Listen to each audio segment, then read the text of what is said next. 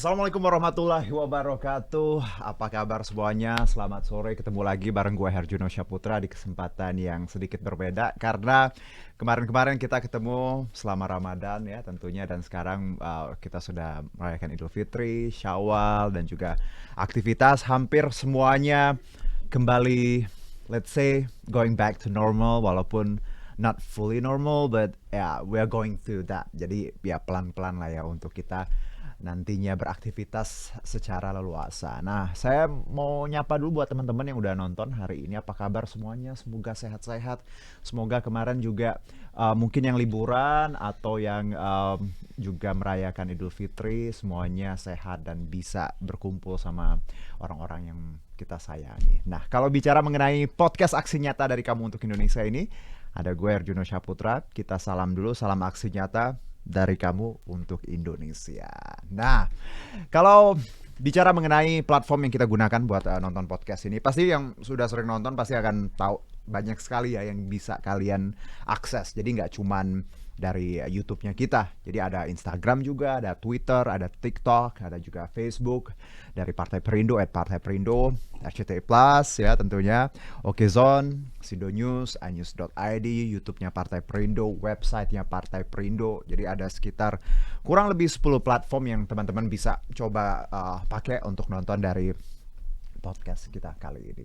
Dan bicara mengenai podcast ini juga, seperti biasa, gue dan tim bakal bagi-bagi hadiah ya. Ini ada 3 e-voucher, totalnya Rp300.000. Jadi masing-masing Rp100.000, seperti itu. Caranya gampang banget. Tinggal nyimak obrolan kita hari ini ya, fokus ya.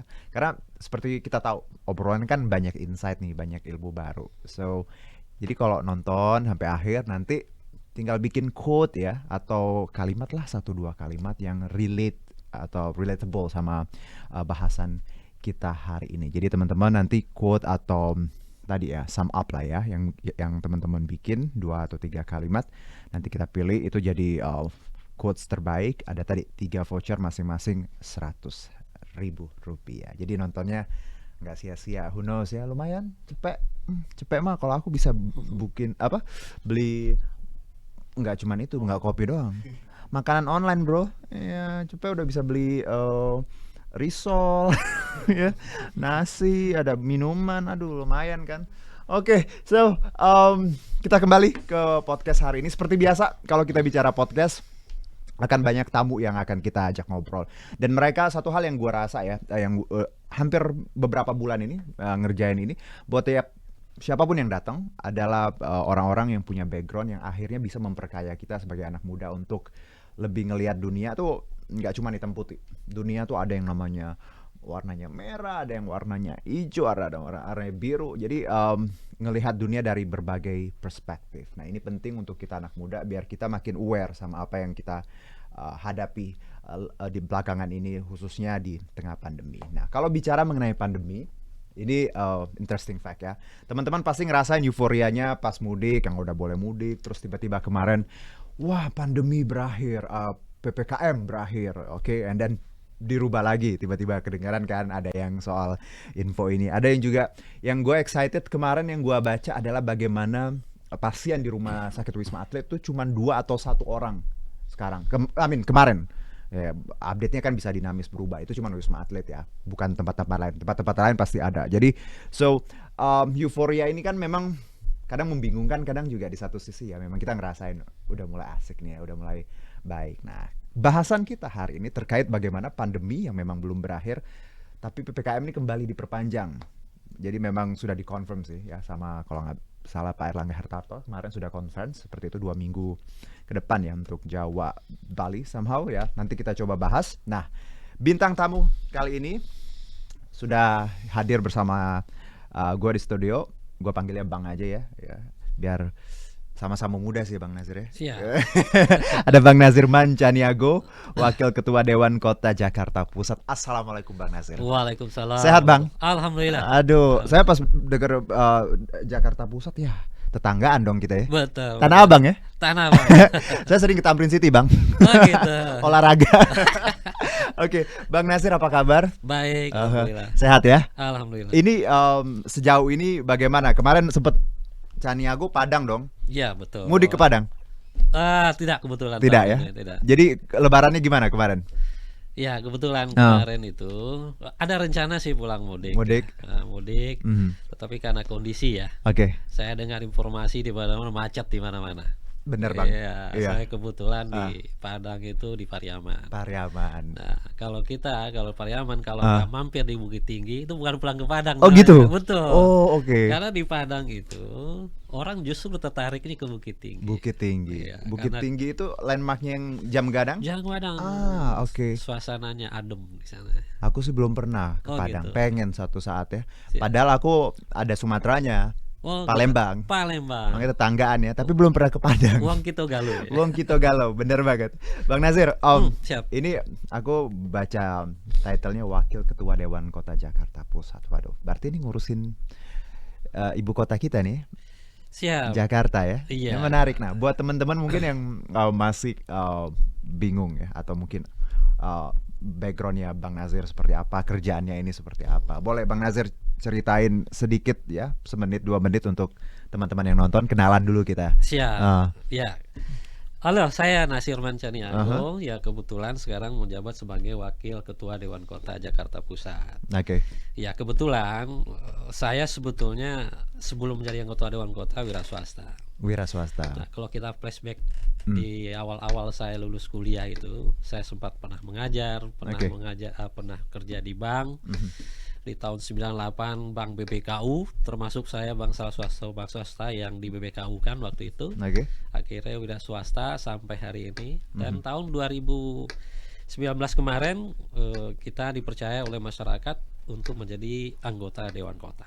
Oke. Nah, Dewan Kota ini adalah mitra wali kota dalam penyelenggaraan pemerintahan. Mitra wali kota. Dalam Oke. penyelenggaraan pemerintahan. Karena tugas wali kota ini kan cuma 3, Bang.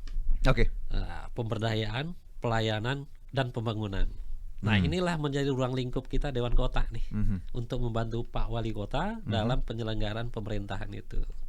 Ya, alhamdulillah berjalan dengan baik, termasuk program dari pemerintah yaitu masalah PPKM ini. Itu ada bagian dari kita juga untuk mensosialisasikan kebijakan pemerintah kepada masyarakat, kepada komunitas-komunitas yang ada, sehingga proses program pemerintah itu bisa berjalan efektif. Oke. Nah, alhamdulillah itu sudah kita jalankan selama ini. Dan ini kalau saya boleh tambahin Bang, Jakarta salah satu kota yang sangat baik ya dalam tadi menangani pandemi. Betul. Ya, kita ada ups and down lah ya. Ada istilahnya trial dan error. Tapi alhamdulillah kita bisa lihatlah sekarang. Ya, alhamdulillah. Hasilnya. Ya, ada sisi baiknya memang musibah. Kalau saya mengatakan ini musibah gitu. Iya, iya. Tapi selalu ada berkah kadang. Iya, ada berkah. Ada benar. berkahnya. Jadi dari sisi baiknya itu adalah semua komponen bersatu untuk melawan COVID ini. Masyarakat mulai dari tingkat RW, RT sampai lurah sampai ke gubernur.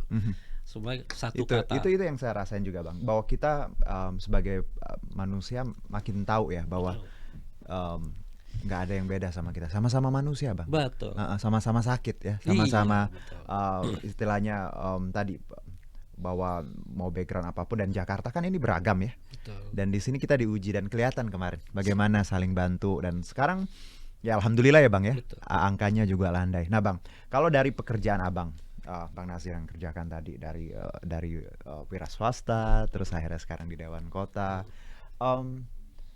ini kan banyak hal yang berbeda ya yang dikerjakan sebelumnya. Iya, betul.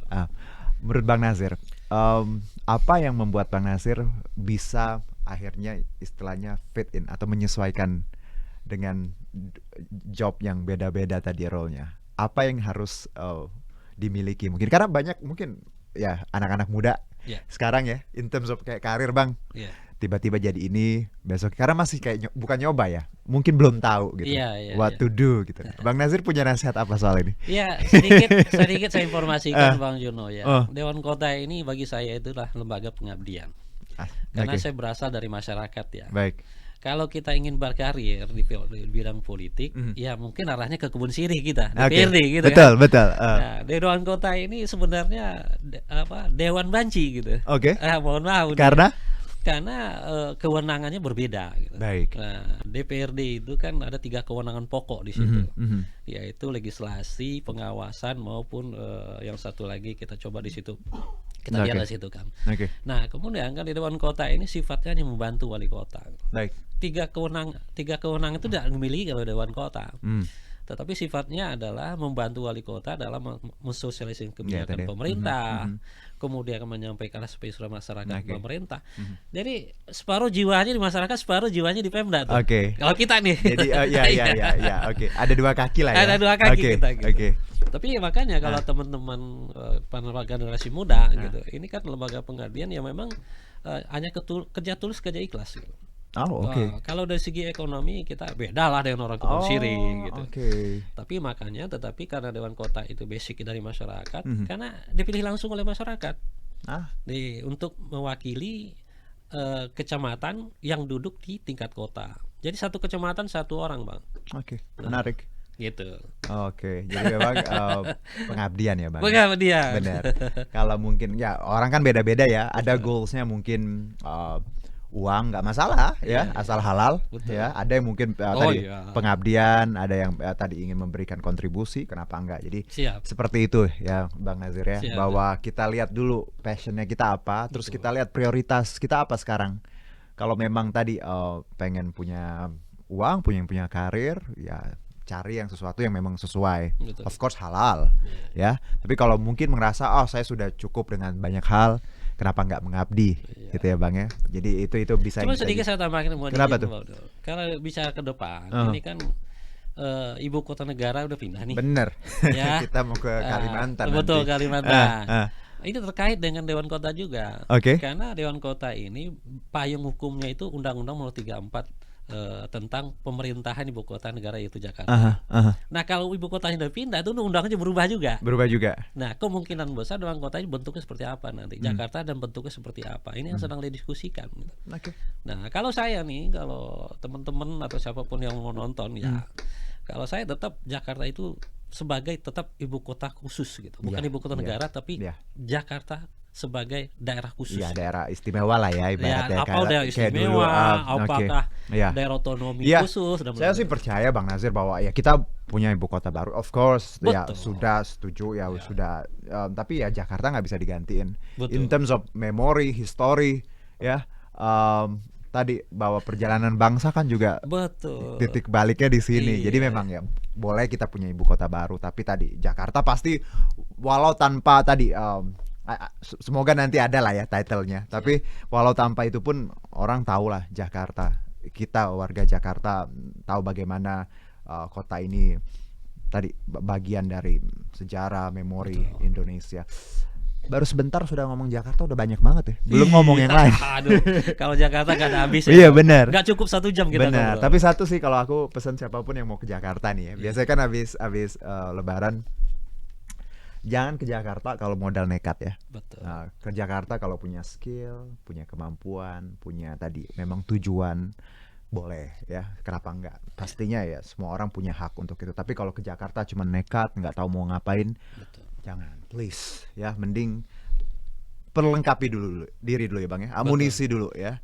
Karena Jakarta persaingannya luar biasa. Oke, Bang Nazir. Kita bicara pandemi dan ya Jakarta juga nih ya. Sama aja sebenarnya. Pandemi kan kemarin dibilangnya berakhir. PPKM, sorry. PPKM berakhir terus sehari kemudian nggak jadi, diperpanjang 2 minggu. Aku sih ya sudahlah, nggak masalah. Cuman yang saya lihat titik baliknya adalah bagaimana sebenarnya kita ngeliat keadaan ya. Lebih baik, alhamdulillah ya. Nah, kalau dari Dewan Kota sendiri, bagaimana sih sebenarnya melihat kebijakan PPKM ini? Apakah ada perbedaan atau sebenarnya sama aja? Karena kita memang masih di tengah pandemi sebenarnya. Betul. Ya, kalau bicara PPKM, ini kan kebijakan pemerintah pusat, Bang Jono. Ya, betul sekali. Pemprov DKI, Pak Gubernur, Pak Anies Baswedan, tentu ya mau gak mau dia memang harus mengikuti kebijakan pemerintah pusat. Gitu. Tapi kita lihat sekarang pandemi ini kan sudah mulai melandai. Hari ini saja ya seperti Bang Yono bilang kemarin di Wisma Atlet cuma 1. Ya secara nasional tetap kita ini memang agak besar, tinggi gitu, termasuk Jawa Barat. Kalau data kemarin itu Jawa Barat dan DKI mendominasi itu. Cuman karena memang intensifnya untuk apa namanya, pemeriksaan warganya itu kan juga kenceng gitu. Aktivitas warga di DKI kan kenceng. Jadi terpantaunya memang kan besar gitu. Aha. Tapi kalau secara umum, kalau menurut saya PPKM ini, ya kalau mau jujur Pak, sekarang level 2. Ya, level Saya 2 lihat ya. kantor-kantor sampai 100% sudah masuk tuh. Betul.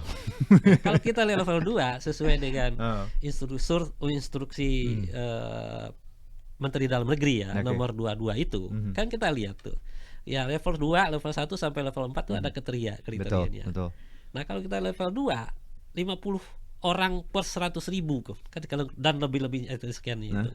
Nah, kalau kita lihat prokes yang ada di Jakarta gitu, apakah sudah dilaksanakan sampai 100%? Saya rasa belum juga gitu. No. Benar. Contoh di tempat ibadah, saya akan keliling gini. Sama. Jakarta Pusat saya Saya keliling. juga Bang di tempat olahraga, saya paling suka olahraga kan. Iya. Dia tau nggak Bang? Sebelum Abang lanjutin. Dulu saya di tempat olahraga ya. Masker tuh mayoritas. Sekarang saya jadi minoritas Bang. Iya. Saya lihat, waduh, kok saya jadi minoritas? Saya aneh sendiri pakai masker gitu. Betul. Saya kemarin ke Bandung nih. Oke. Kita cerita di Bandung. Saya juga begitu. Oh. Jadi dulu kita kalau nggak pakai masker, kita dibilang aneh lihat Benar, orang. Benar. Sekarang kita sebagai jadi aneh Iya, gitu orang dilihat, lihat. oh, Gitu. benar. Perasaan kita. Gitu. Perasaan ya, betul. Tapi maksudnya kan begini. Kalau ada kondisi kayak begini, kenapa sih pemerintah ini, mohon maaf ya? Ya udahlah. Saya yakin ya, kalau kita baca jurnal gitu kan, yang namanya virus itu nggak akan hilang di bumi ini. Ya. Ya kan.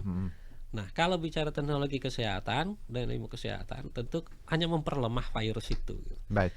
Nah, sekarang kalau virus, kalau lihat dari vaksin yang sudah dilakukan di DKI itu sudah melampaui target, Pak. Oke. Untuk dosis pertama, dosis kedua, kemudian booster itu pun udah di luar dari patokan yang memang sudah diturunkan pemerintah. Saya rasa udah sedikit aman gitu. Oke. Nah, kalau ini tetap dilanjutkan dengan saklek gitu ya. Kalau dengan kita saklek nih, benar. waduh, ini aktivitas Itu kita yang berharap semuanya berjalan, orang mencari nafkah juga bisa normal kembali. Pengen kita sebenarnya seperti itu. betul. Tapi tetap kita mengedukasi warga bahwa ya sebisa mungkin prokes itu terlaksanakan. Baik. Himbauan gitu. Himbauan. Terutama masker. Masker walaupun nggak ada pandemi kan juga ada manfaatnya, Bang. Polusi. Exactly, betul. Saya dulu waktu naik motor tetap saya juga pakai Bang. gitu. Sebelum pandemi juga pakai masker, sama ketika mungkin berkendara ya, naik motor. Terus juga mungkin ya tadi bahwa sebenarnya gini Bang. Ini soal bagaimana kita menyadari bahwa tadi kesehatan kita tuh kan memang sekarang memang sangat hal penting ya Bang ya. Sementara pandemi sudah ngajarin kita. Nah, tapi banyak orang yang ngerasa bahwa nih Bang, maaf nih kadang aduh bosen Bang pakai masker istilahnya ya, atau mungkin tadi harus dibatasi. Bagaimana Dewan Kota memahami ini bahwa 3 tahun orang teman-teman terbelenggu di DKI Jakarta ini? Iya, saya tuh keliling Bang Juno. Ya. Di Jakarta ini, di Jakarta Pusat ini kan ada 44 kelurahan dan teman-teman selalu tuh aktif di bawah untuk mensosialisasikan kebijakan. Yang namanya kebijakan pemerintah, kita tetap mensosialisasikan kebijakan pemerintah itu kewajiban Dewan Kota itu. Oke. Cuman di sisi lain fakta di lapangan itu Bang kan nggak sesuai dengan harapan dan kenyataan. Iya. Iya, kalau masalah itu kan kesenjangan antara harapan dan kenyataan. Oke, Ada benar. masalah kan di situ kan. Benar. Nah, kalau kita lihat di situ, ya saya sedih aja kalau konsistensi pemerintah dengan tegas menerapkan PPKM level 2 ini, jelas kegiatan aktivitas masyarakat pasti akan masih terbatas. Iya. Tanpa faktanya, kantor hampir 100% sudah masuk. Tempat ibadah 100% juga masuk. Tempat hiburan juga akhirnya nggak bisa. Kan di situ 75% kapasitas. Benar. Kalau instruksi pemerintah negerinya kita jalanin Ya, gitu. PPKM 2 ini kan. Sekarang kalau masyarakat berpeluang untuk melanggar itu untuk apa? Gitu. Mohon maaf nih, kenapa agar ini? Udahlah, lepas secara pelan-pelan. Nanti level 1, kemudian bulan apa, kemudian udah 0 level-levelan. Mungkin ada kebijakan baru sekedar menghimbau bagaimana masyarakat untuk prokes. Benar. Jadi khususnya di tempat umum ya Bang ya. betul. Tapi bagaimanapun juga ini kan kebijakan pemerintah ya memang mengantisipasi ya. Tetapi dengan kita yang berada di bawah ini kan merasakan betul dampak dari PPKM itu. Termasuk saya Pak. Oke. Sebagai wira swasta Wah. nggak bisa ngapa-ngapain Jangan kemarin. ditanya Bang. Semuanya. Oh iya. Iya, kita di Jakarta saya awal-awal, aduh, ya kerja tetap normal karena saya kerja di media ya, Betul. alhamdulillah. Tapi saya ngerasain bagaimana lingkungan teman-teman ya yang harus dirumahkan, nggak bisa kemana-mana dan ya, aduh, bersyukur sekali sih untuk kita yang masih bisa bekerja ya bang ya. Betul. Nah bang, bicara kebijakan, ini kan juga baru-baru ini loh, ASN can work anywhere. Iya. Bisa kerja di mana aja, nggak Betul. cuman work from home. Waduh, ini aku yang swasta bisa-bisanya gitu ya.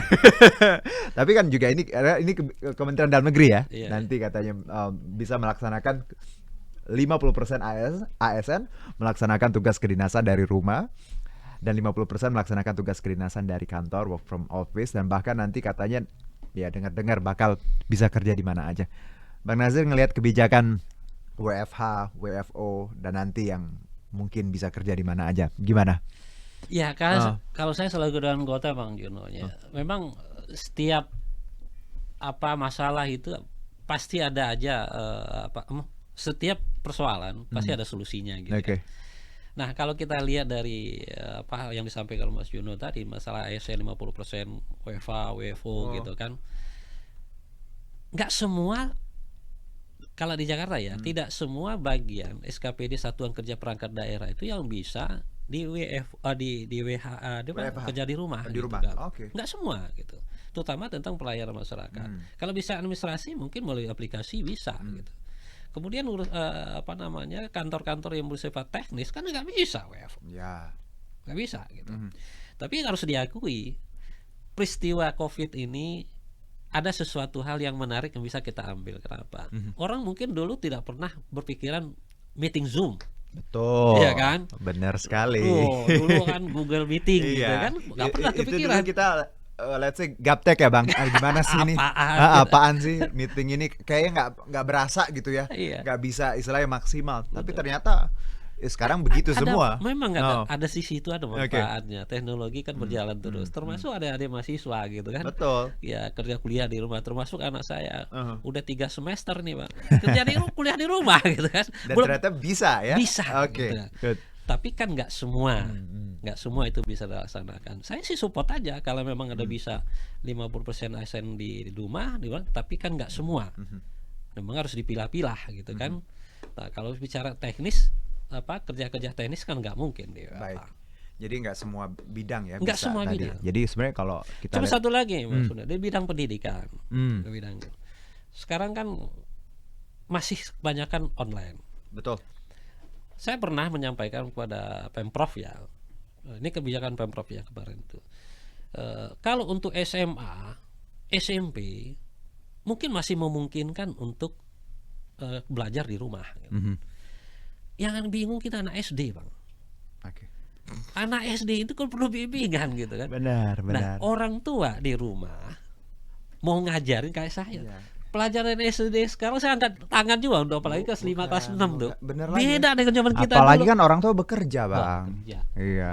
Coba bang kalau pada anak sekolah kelas 6 coba ajarin dah. Beda banget kita ngajarin masa lalu. Saya nyerah juga. Nah ketika itu kalau menurut saya untuk kerja di rumah, sekolah di rumah untuk anak SD, saya rasa bisa ditinjau lah kembali. Udah kita langsung tetap muka, kemudian tetap kalau memang bisa prokes tetap kita prokes. Ya, bagaimana meminimalisasi kalau memang seandainya COVID itu saya sama harus sepakat ya gimana kita tadi membedakan. Jadi pemikiran ini perlu jadi pertimbangan ya bang, bahwa SMP SMA ya mungkin bisa online karena mereka sudah punya istilahnya kedewasaan yang cukup lah memadai ya. Sementara kalau SD memang ya ini pemikiran memang banyak tadi yang pengambil kebijakan juga harus punya ngelihat ini dari berbagai perspektif ya, agar masukan yang seperti ini juga nantinya dipertimbangkan Bang Nazir. Saya setuju bahwa beban orang tua kan kadang sudah bekerja di rumah ingin istirahat, tiba-tiba harus anaknya lagi online juga yang usia sekolah dasar pasti bukan hanya 1-2, beberapa yang saya juga pernah ngobrol memang luar biasa. Ya satu hal yang berharga dari pemerintah memang difasilitasikan melalui internet. pulsa dikasih gitu Bapak. Betul. Sekarang udah dihentikan tuh. Oh, udah dihentikan. Udah hentikan. Oke. Jadi kesulitan sendiri juga masalah data, Baik. internet. Oke, Bang, kita pindah ke UMKM. Siap. Oke, ini kan masih kaitannya dengan pandemi, PPKM juga. Kita tahu ini teman-teman UMKM luar biasa ya terpukulnya dari 2020 sampai sekarang, dan sekarang mulai pelan-pelan bangkit. Tapi di satu sisi saya lihat juga ini bagaimana UMKM juga akhirnya bisa melek digital ya. Mereka tahu, oh ternyata jualan nggak cuman offline, tapi bisa tadi online, apalagi pandemi. Dan ini mengajarkan kita bahwa tadi ya mau nggak mau kalau usaha harus melek tadi teknologi digital. Dan kelihatan juga di beberapa angka ya, research Bang, di 2021, 2022 itu angka online, pembelian online, jualan online itu tinggi sekali dibandingkan tahun-tahun sebelumnya. Nah, kalau dari Dewan Kota sendiri, apa yang dilakukan ketika kemarin ya, di tahun-tahun yang mungkin agak buruk 2020 sampai sekarang untuk teman-teman UMKM di Jakarta? Kan ini banyak banget Bang. Ada akses seperti apa yang Dewan Kota bantu untuk mereka? Iya, kita di Dewan Kota, terutama tahun kemarin ya 2021 ya, ada upaya yang dilakukan oleh Pemprov itu masalah pelatihan tentang bagaimana pemasaran melalui online itu. Oke. Itu sudah dilakukan. Sudah ya? Sudah dilakukan. Ya, alhamdulillah. Nah, kita sebagai masyarakat tentu hanya bisa menghimbau yang dapat kita lakukan. Silakan ikuti pelatihan yang dilakukan oleh Pemprov ini yang memang ya sangat besar manfaatnya bagi mereka-mereka. Saya itu saya juga pelaku ekonomi gitu. Yeah. Saya kebetulan punya memproduksi pakaian kaos.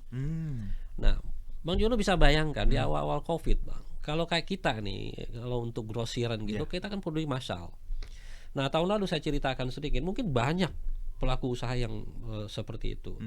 Ketika menjelang puasa waktu 3 bulan, Covid selesai itu. Itu aduh. Pasar Tanah Abang tutup.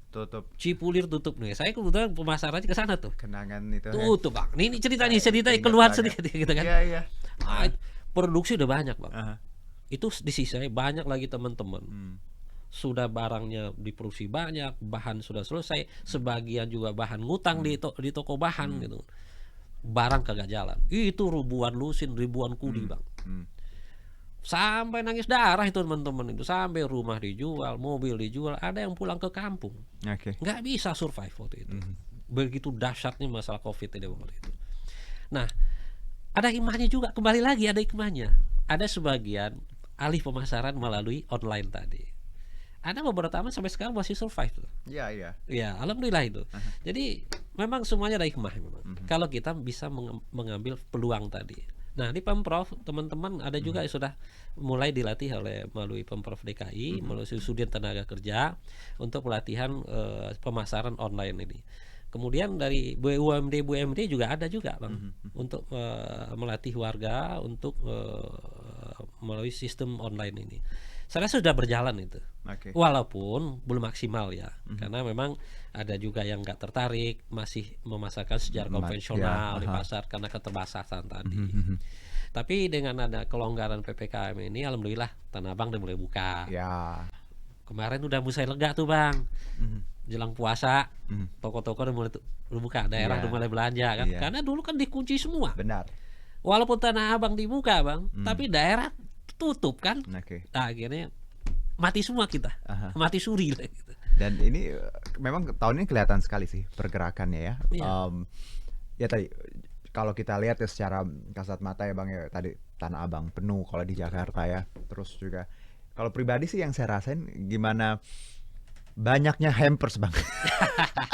Banyaknya makanan dikirim ya. Iya. Karena ini juga salah satu contoh bahwa sebenarnya ya tadi setelah kita 2 tahun istilahnya tidak bisa mengakses, tidak mungkin ekonomi juga harus berhemat. Tahun ini teman-teman mulai belanja lagi nih. Iya. Kayaknya ya Bang ya. Betul. Mulai belanja lagi dalam banyak hal gitu ya. Khususnya Idul Fitri kemarin dan juga puasa. Nah Bang, tapi kalau UMKM sendiri Bang, di Jakarta ini, apa sih permasalahannya kadang buat teman-teman yang yang Dewan Kota tanggapi? Apakah memang kadang lokasi kah, ataukah memang akses, atau mereka juga harusnya seperti apa agar mereka memang bisa survive gitu ya, dan punya Dewan Kota juga bisa mengakomodir misalnya mereka punya keluhan atau pengen lebih baik lagi.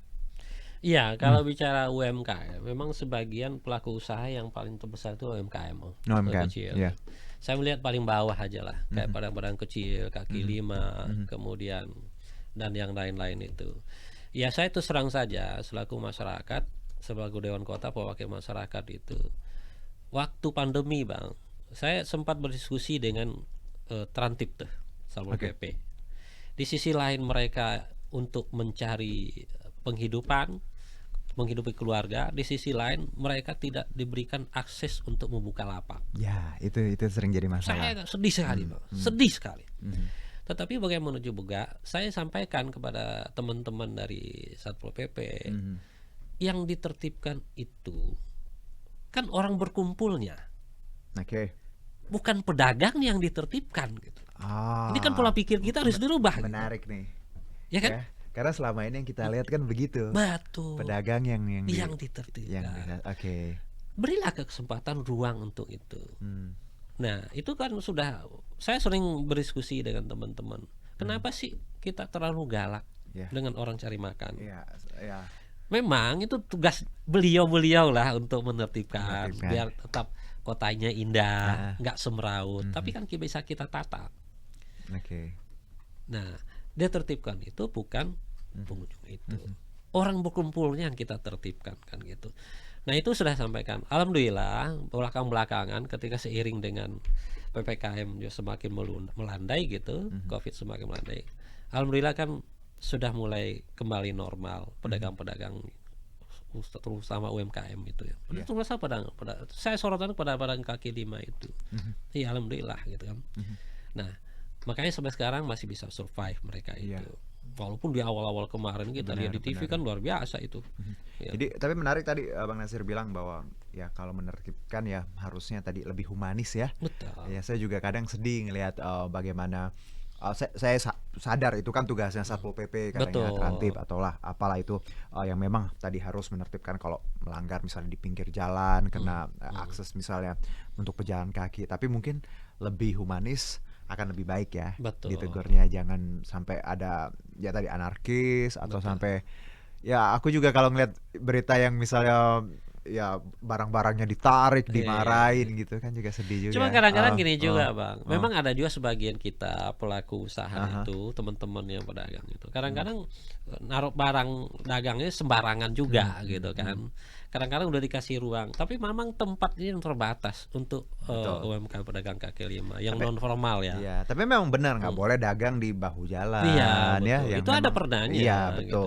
Oke. Cuman kalau dalam kondisi kemarin itu, ya kalau peraturan kan, ya memang peraturan. Gitu. Tapi dalam kondisi darurat seperti itu, orang butuh makan, butuh apa kan, di sisi lain kan mereka di rumah gitu kan. Nah ini kan sebagai masukan buat kita semua sebenarnya, sebagai pertimbangan bahwa memang nggak ada yang sempurna, nggak ada yang sempurna di dunia ini. Bang Nazir, sedikit nih. Kita bicara sebagai kader Perindo nih. Siap. Bang Nazir kan tadi di Dewan Kota ya, punya role-nya di situ. Tapi di satu sisi juga sebagai seorang kader Partai Perindo nih. Dari Perindo sendiri, apa yang saya rasa sudah banyak sih yang dilakukan Perindo ya untuk UMKM. Ya setiap hari kita bisa lihat bagaimana beritanya. Kalau dari Bang Nasir sendiri, pendapatnya sendiri sejauh ini apa yang sudah dikerjakan oleh teman-teman di Partai Perindo untuk UMKM? Ya yang setahu saya nih Bang, teman-teman apalagi di daerah ya, waktu kemarin ini itulah yang saya katakan, pandemi ini membuat bangsa ini menjadi bersatu. Partai politik pun yang selama ini gontok-gontokan bersatu juga menghadapi COVID itu. Itu luar biasa kan? Memang harus begitu. Nah, begitu lah. Jadi saya rasa hampir semua komponen bangsa ini dalam COVID ini betul-betul bersatu. Tentaranya bersatu, kepolisian. Saya rasa di dunia ini cuma tentara di Indonesia yang ngurusin COVID saya rasa. Saya baca gitu ya. Iya, benar. Tapi memang ini kebijakan pemerintah yang luar biasa. Bagaimana membantu pemerintah secara keseluruhan melibatkan semua stakeholder yang ada. Nah, termasuk partai politik. Nah, Perindo ini saya rasa di berita pun kita pernah lihat di daerah-daerah itu banyak juga membantu masyarakat tentang masalah sembako. Betul. Yang kedua adalah mengawal. Yang saya lihat di Jakarta nih, pengawalan tentang pembagian sembako tepat sasaran. Karena selama ini yang kita lihat memang ada keluhan sebagian kecil ya. Ada teriak-teriak di sana kemari masalah tidak tepat sasaran. Tetapi secara keseluruhan di DKI saya rasa pembagian sembako itu aman dan nyaman gitu. Bahkan bagaimanapun juga harus kita akui anggaran Pemprov 2 tahun terakhir itu tersedot untuk masalah pandemi itu. Saya tahu persis nih Bang, anggaran pembangunan itu Ya, larinya ke COVID ya, penanganan pandemi. Penanganan pandemi. Sehingga relatif kegiatan-kegiatan non kesehatan itu relatif mati suri 2 tahun terakhir. Nah, itu luar biasa Pemprov itu untuk masalah untuk terutama alat kesehatan, kemudian bantuan sosial gitu kan. Nah, inilah yang dikawal oleh salah satu tugas dari Perindo sebagai lembaga partai politik yang mengawal semua kebijakan pemerintah yang sehingga dirasakan oleh pemerintah manfaatnya kebijakan tersebut. Perindo luar biasa. Saya bukan cerita nih, di TV kan sering nonton gitu. Saya kadang yang ngerjain juga kadang beritanya, ngeditnya segala macam. Tapi memang ya itu faktanya ya Bang. Begitu ya Pak. Memang harusnya semua partai politik juga memahami, karena kan kita bagian dari masyarakat ya. Saya rasa boleh saya tambahkan sedikit. Sebelum Partai Perindo ini berdiri, saya mengikuti sejak masih menjadi ormas. Baik. Di tahun-tahun 2013, 2014 gitu kan. Nah, kemudian 2019 sudah ikut peserta pemilu, berubah jadi menjadi partai politik. Saya ngikutin Bang. Waktu di ormas saja kegiatan sosial luar biasa. Saya sebut kita masalah gerobak untuk pedagang kaki lima, itu udah berapa jumlahnya itu, gitu kan. Nah, saya yakin Partai Perindo ini adalah partai masa depan buat saya. Saya yakin 2019 tidak ada partai yang dominan menurut saya. Ya, semua punya peluang yang sama. Baik. Ya, kita melihat sejarah-sejarah tragedi sedikit-sedikit paham juga lah kita kan. Nah, ini menurut saya ini peluang buat Partai Perindo. Makanya saya sangat tertarik ya kalau teman-teman yang punya visi masa depan ya Perindo lah tempatnya gitu. Baik. Luar biasa Bang Nasir. Ya, insight-nya tadi memperkaya kita ya, bagaimana kita ngelihat Jakarta dengan kerjaan Bang Nasir juga Dewan Kota, dan bagaimana parpol harusnya punya peran yang penting ya. Sudah sepatutnya tadi memberdayakan masyarakat. Nggak cuma hadir ketika pemilu ya Bang ya, tapi hadir setiap hari dalam segala lini kehidupan. Dan Bang Nasir, terima kasih atas insight-nya, ilmunya juga, dan semoga banyak anak-anak muda di luar sana ya yang tidak takut berpolitik ya, tidak takut mencoba pekerjaan di ranah pemerintahan ataupun lagi hal-hal serupa, karena yang kalau bukan anak muda siapa yang ngerubah ya Mas ya? Masa depan itu ditentukan oleh anak muda sekarang. Baik. Nah, teman-teman, berkaitan dengan Partai Perindo, kampanye aksi nyata dari Kamu untuk Indonesia ini relate banget dengan movement yang dijalankan oleh Partai Perindo, yaitu produktif, solutif, modern, bersih, berintegritas, peduli, dan turun tangan untuk Indonesia sejahtera. Dan Partai Perindo memanggil semua putra-putri terbaik untuk Indonesia sejahtera melalui konvensi rakyat, yaitu program penjaringan secara daring bagi warga negara Indonesia yang berminat nih ya, mendaftarkan sebagai bakal calon anggota legislatif di semua tingkatan DPRD kabupaten kota, provinsi, dan RI. Dan caranya gampang banget, tinggal ke konvensirakyat.com. Dan untuk mendaftar sebagai anggota Partai Perindo bisa mengunjungi website di partaiperindo.com atau klik bit.ly/member Partai Perindo. Dan untuk teman-teman yang tadi sudah memberikan quotes selama obrolan kita ya, kurang lebih 45 menit ini, nanti akan ada 3 pemenang kita umumin di Instagramnya Partai Perindo @partaiperindo. Sekali lagi Bang Nasir, terima kasih. Sehat-sehat. Semoga makin banyak warga Jakarta yang terbantu dengan hadir ya tadi Dewan Kota dan juga PPKM kita mungkin insya Allah ke depan lebih baik lagi, walaupun tadi pandemi yang memang masih ada. Yang penting prokesnya ya Bang ya, masyarakat harus sadar bahwa tempat-tempat umum harus pakai masker. Betul. Please. Ya, tolong sekali pakai masker di tempat umum. Kalau kalian di rumah ya silakan. Iya, kan masker itu Bener. untuk diri kita dan orang di Benar sekitar sekali. kita. Bang Nasir, terima kasih sekali Siap. obrolan kita hari ini, dan terima kasih juga untuk Partai Perindo yang selalu bergerak dengan aksi nyata. Semoga Partai Perindo semakin sukses dan maju terus untuk Indonesia sejahtera. Salam aksi nyata dari Kabu untuk Indonesia. Saya Herjuno Syaputra signing out. Bye-bye. Marilah seluruh rakyat Indonesia, arahkan pandanganmu ke depan. Raihlah mimpimu bagi nusa bangsa, satukan tekad untuk masa depan. Pantang menyerah, itulah pedomanmu. Hentaskan kemiskinan cita-citamu, rintangan tak menggentarkan dirimu. Indonesia maju, sejahtera tujuanmu, nyalakan api semangat perjuangan. Dengungkan gema, nyatakan persatuan oleh